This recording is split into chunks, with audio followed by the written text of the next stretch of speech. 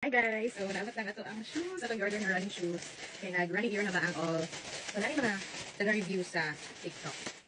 From Hawkwell Cloud Zero Active.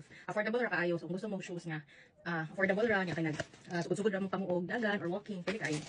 Matry na ako mapuhon, kaya na I fun run, or run for a cause sa church. So, ako nang gamito ng mapuhon. Wow! What? Okay, akong gipili kay, sa siya marag pink. Napo ni siya beige. Blue.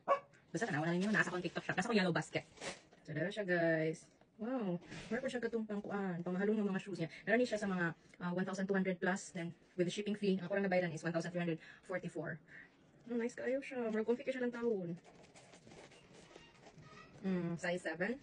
Size 7. Meron okay naman po siya nga size. Dila ba siya kamay na. Wait lang, atong sokdon. Air ang shoes guys.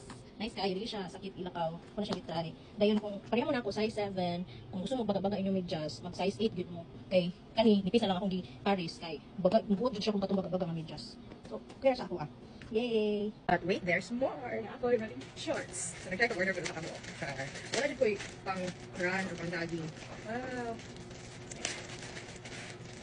Size large. Oh, wala ako ang bibili.